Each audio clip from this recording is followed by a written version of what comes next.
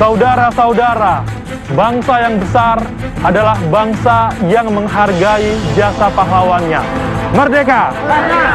Merdeka! Merdeka! Pemirsa, hari ini Indonesia merayakan hari ulang tahunnya yang ke-75. Banyak cerita, banyak kisah yang mewarnai hari jadi Indonesia 17 Agustus 1945. Banyak rangkaian penting sebelum tanggal 17 yang kemudian pada saat itu Presiden pertama kita Soekarno mendeklarasikan proklamasi kemerdekaan Republik Indonesia. Terutama di tanggal 16 Agustus yang penting adalah adanya penculikan terhadap Presiden Soekarno dan juga Wakil Presiden Muhammad Hatta kala itu. Saya mengajak Anda kali ini di kabar siang khusus spesial 17 Agustus bersama saya Imran Tajudin. Saya berada di kawasan Kerawang ini untuk melihat salah satu lokasi rumah penculikan dari Soekarno dan juga Muhammad Hatta. Anda lihat ini adalah rumah di kawasan Kerawang. Kita akan lihat bagaimana cerita di dalam, lalu juga bagaimana kisah-kisah ketika Presiden pertama kita dan juga Wakil Presiden menggodok proklamasi untuk menjadi kemerdekaan Republik Indonesia. Saya akan ajak Anda untuk masuk ke dalam melihat bagaimana kondisi di dalam rumah, dan juga saya ajak Anda untuk berbincang dengan pemilik rumah. Selamat siang Bapak. Ya. Dengan Bapak siapa Pak, mohon izin? Pak Yanto. Pak Yanto, saya ucapkan juga, kita mengucapkan juga ya, Berdiri Hayu ke-75 Republik Indonesia. Ya. Meskipun kita di tengah pandemi, kita harus tetap semangat untuk merayakan hari ulang tahun kita. Nah, karena banyak perjuangan di balik itu semua Pak, termasuk peristiwa mungkin kalau masyarakat ingat adalah penculikan Rengas Dengklok. Betul. Tempat Pak Karno dan juga Pak Hatta waktu itu untuk diculik dan juga ditinggal di sini selama kurang lebih sehari semalam Pak ya. Sehari semalam dah. Di sini untuk membuat proklamasi, teks proklamasi, dan juga ya. kemudian mendeklarasikannya. Ya. Pak, mungkin yang mau kita tahu ruangan apa saja sih Pak yang ada di rumah ini? Nah, ini ruangan ini sih ruang tempat disampaikan. Ruang ini ruang rapat di sini. Kurang lebih ya. Terus kita di situ di sebelah kiri, di sebelah kanan kamarnya Pak Karno, sebelah kiri kamarnya Pak Hatta. Pak Hatta, oke. Yang lain di belakang. Kita mau lihat kamarnya dulu Pak. Kita bisa sambil lihat ya. Kita ke kamar Pak Hatta dulu. Pak Hatta dulu mungkin. Ya, Pak Hatta dulu kita boleh. Ke Pak Hatta dulu, kita lihat kamar. Jadi ini ya yang ditempati Wakil Presiden pertama kita ya. Ya. Tapi pada waktu belum jadi wakil presiden ya. Oh iya benar, masih golongan ini ya, golongan tua ketika itu untuk dipilih begitu ya, oleh golongan muda untuk diinapkan di sini untuk menjauhi masukan dari Jepang ya waktu itu Pak ya. Udah kita ke kamarnya Pak Karno ya. Sebelum itu kita melihat Pak, di sini yang masih orisinil dari ketika Pak Hatta di sini apa aja Pak? Iya, tempat tidurnya ini masih asli. Cuman kalau kasurnya sih udah diganti kan, udah lama kan, udah apa jadi abu ya. Kalau ini juga ganti, spray juga ganti. Oke, kayunya masih asli Pak. Asli, ya. Masih cukup kuat kalau kita lihat ya. Jadi ini kurang lebih gambaran tempat tinggal Pak Hatta kala itu ketika diculik oleh golongan muda ya, waktu itu untuk diinapkan di sini membuat naskah proklamasi bersama dengan Insinyur Soekarno. Kita beralih langsung ke kamar Pak Karno. Pak Karno, kita lihat sedikit bagaimana kamar Pak Karno. Oke, di kamar Pak Karno, ini Pak Soekarno kurang lebih ukurannya sama Pak ya? Ya, ukuran sama, tapi ini tempat tidurnya lebih besar. Dia kan ada keluarga. Oh iya benar. Ada Guntur, ada Ibu Fatmawati. Betul. Guntur pada waktu itu kurang lebih umurnya 8 bulan ya, kurang lebih ya. Dibawa oleh Pak Karno ke sini, Pak Soekarno.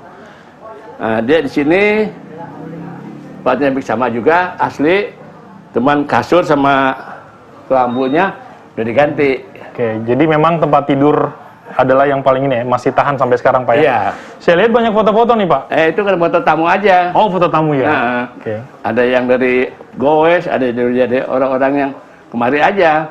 Oke, jadi ada orang-orang dari mahasiswa dari luar ya, seperti Taiwan, Korea, Jepang. Mereka mau melihat sejarah dari Indonesia Pak ya? Ya, datang gitu, melihat gitu kan. Betul. Okay. Jadi lihat, oh iya benar gitu. Kita keluar lagi Pak, karena saya cukup tertarik dengan foto-foto yang ada di sini. Iya. Termasuk foto dari pemilik rumah Pak ya? Iya, betul. Kakek. Cheo Ki Siong. Cheo Ki Siong ya. Karena kala itu ceritanya memang bahwa Bapak waktu itu terima-terima aja ya? Iya. Menolong waktu itu untuk ditempati rumahnya. Iya, soalnya kan dia perjuangan, kita mau merdeka kan.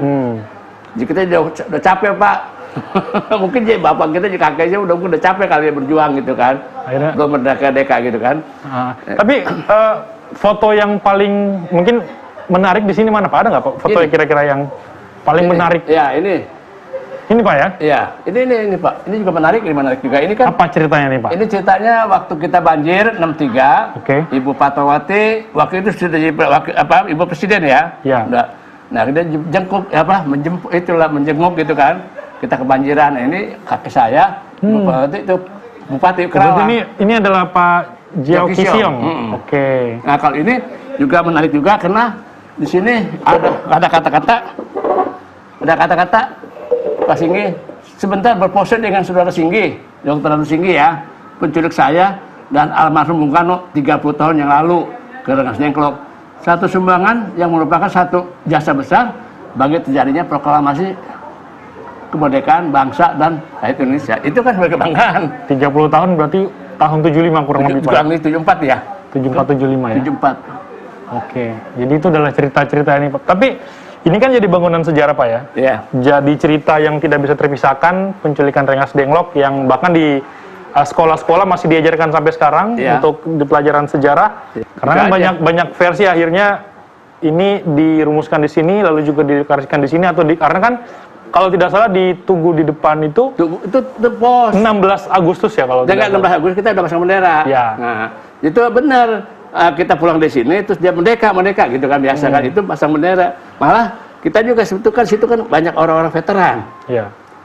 Memang orang veteran tuh di situ banyak Pak. Satu daerah lah. Satu kampung gitu kan. Kita makan di situ. Pos dari situ. Oke. Bapak mungkin terakhir sebagai keluarga yang mungkin bisa dibilang punya jasa juga ya dalam kemerdekaan Indonesia, melihat saat ini usia kita 75 tahun dan menghadapi pandemi Corona ini bukan sebuah tantangan yang berat, bahkan semua negara pun juga sekarang mengalami ekonomi terdampak, kesehatan terdampak. Apa Pak yang mau disampaikan di tengah pandemi ini di dalam kemerdekaan kita ke-75 ini Pak? Ya kita jangan lupa sejarah aja, kita meskipun pandemi ya kita sejarah itu aja dalam hati aja dan secara sederhana aja gitu, nggak usah kita kayak dulu kan jel-jel banyak kan, kalau sekarang ya biasa-biasa aja, kata baktilas gitu juga. Sebetulnya sih jangan terlalu dekat gitu kan, jaga jarak. Jadi kalau menurut saya sih ya gimana ya, terserah orangnya yang melakukannya. Kalau orang peduli gitu kan, ya mesti sih gitulah, jaga jarak aja lah.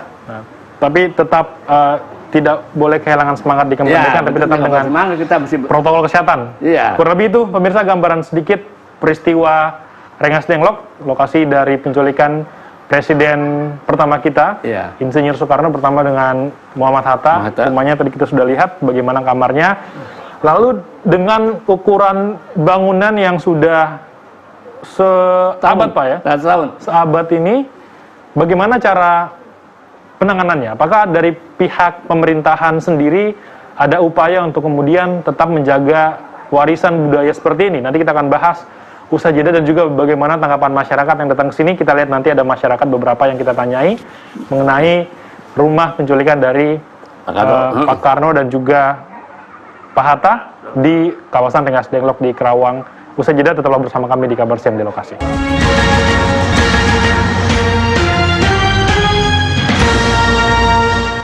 Kembali di Kabar Siang di Lokasi, pemirsa, sesuai janji saya tadi kita akan lihat bagaimana tanggapan masyarakat yang datang ke sini dan juga dari pihak pemerintahan bagaimana kepedulian mereka untuk juga menjaga situs atau juga bangunan yang sudah cukup tua, seabad begitu, 100 tahun. Jadi memang ini butuh perhatian khusus agar tetap bisa lestari dan juga menjadi tempat pembelajaran tentu bagi masyarakat. Karena kalau Anda lihat ini banyak masyarakat yang datang ke sini di 17 Agustus memang menjadi salah satu lokasi yang cukup ramai untuk tentu mempelajari situs-situs sejarah. Kita coba ajak berbincang warga di sini. Mbak, mau izin Mbak, dengan Mbak siapa? Kita boleh nanya sebentar. Berdua nggak apa-apa. Dengan Mbak siapa? Nur. Mbak Nur dari mana? Saya asal dari Tegal. Dari Tegal. Iya. Kesini mau tahu ini bangunan apa? Iya. Oh ya. Apa yang mau dilihat di sini? Pengen tahu rumahnya aja sih. keadaannya kayak gimana kan udah lama juga ya. Oke, baru pertama atau? Baru pertama. Coba lihat dulu kita sambil lihat. Kalau dilihat nanti gimana tanggapan aja sambil dilihat. Kalau sementara ini melihatnya gimana bangunannya? Terawat sih bagus ya. Terawat ya. Tapi kayaknya ini udah ada renovasi. Ya. Oke. Melihat usia 100 tahun lumayan lah Mbak ya. Iya.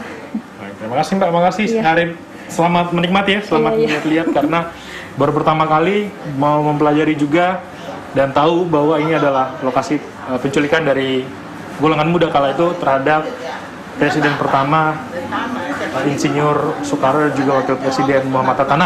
Nah, bagaimana dengan pihak pemerintah untuk tetap bisa melestarikan bangunan-bangunan penting, terutama seperti bangunan ini di Rengas Dengklok? Kita tanyakan kepada pihak Sekda Kabupaten Karawang, kita ajak berbincang.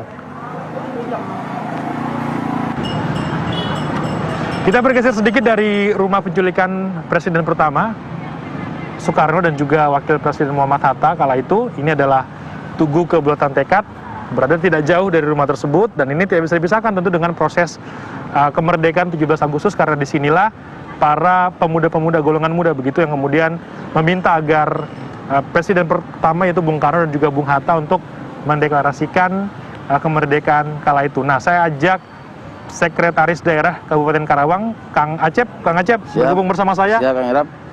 Ini cukup penting ya kalau dibilang, karena di belakang saya juga kalau kita lihat ada sejarah tersendiri. Ini gambaran sedikit dari mulai penculikan sampai dengan proses kemerdekaan yang tergambar di Tugu ini, Kang.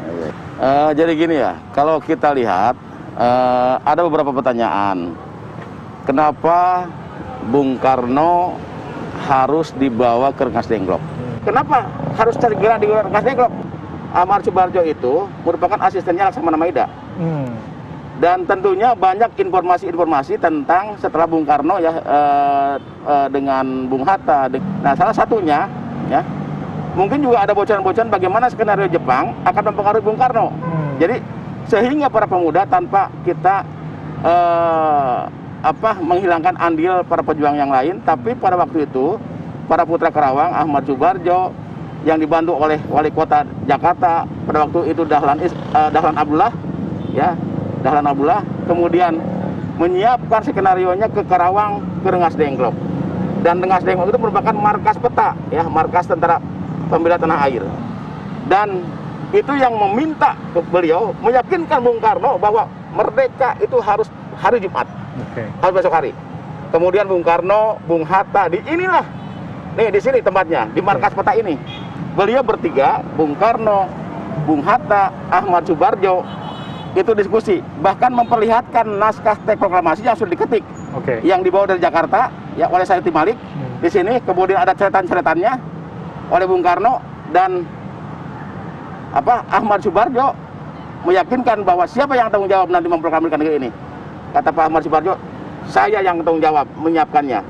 Kemudian setelah Bung Karno yakin ketemu dengan orang tua, dengan Amapura Direja, dengan Bung Hatta, dengan Ahmad Subarjo, dan yakin besok hari harus dimerdekakan Indonesia, maka Bung Karno pulang lagi ke Jakarta. Dan satu hal, Rengas Dengklok sudah tahu duluan. Sudah bocor. Tanggalnya itu kalau tidak salah 16 Agustus, ada juga yang 17 Agustus ini ya. Jadi nah, 16 ini 16 Agustus itu Rengas Dengklok udah duluan menaikkan bendera ya? Sudah duluan, karena sudah bocor bahwa besok Indonesia itu akan diproklamasikan oleh Bung Karno. Jadi langsung 17, itulah sedikit cerita ya. Cukup panjang juga ternyata cerita dari Kang Acep. Tapi gini Kang, jadi sebenarnya akhirnya di daerah Abang ini, di area Kang, ini kan di Karawang jadi tempat yang bersejarah juga. Ada Tugu Kebulatan Tekad yang dulu markas pembela tanah air.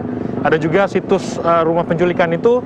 Ini bagaimana dari pihak Pemprov untuk bisa membuat ini menjadi sebuah hal yang tetap dijaga dan juga jadi hal yang menjadi sejarah dan juga bisa dipelajari, karena kalau saya lihat banyak juga masyarakat datang untuk melihat hal itu, belajar kembali, mengajarkan kepada anak mereka agar tidak putus begitu, Kang.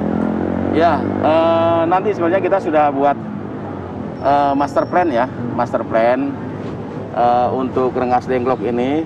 Ya, sebenarnya rumah yang asli Bung Karno waktu itu diungsikan, ya kalau saya katakan tidak diculik lah, ya bahasanya kan seorang Bung Karno diculik itu kan. kayaknya ya diasingkan sangat, istilahnya. diasingkan lah, diamankan lah, Ya. karena supaya tidak terpengaruh terpengaruh Jepang. oleh Jepang lah, Ya. diamankan. Kemudian rumahnya sesungguhnya itu di pinggir Citarum, Oke. hanya sekarang udah tergerus Abrasi. banjir. Ya. Waktu itu banjir, Citarum pernah banjir dan dipindahkan oleh Gyeongsongnya ke tengah, ya, Ya. ke dalam itu pindahnya tahun 80 Ya. ya, setelah banjir tahun 80. Dan di kita juga sama, ini juga tunggu dibuat tahun 80 bukan itu. Nah, rencana pemerintah daerah insya Allah mungkin nanti kita akan koordinasi dengan pemerintah provinsi, dengan pemerintah pusat. Kita sudah buat set plan. Nanti di sini akan dibuat lagi markas peta seperti dulu lah. Dan termasuk juga nanti rumah Gyeongsongnya juga kita akan membuat replika yang memang benar dulu seperti apa.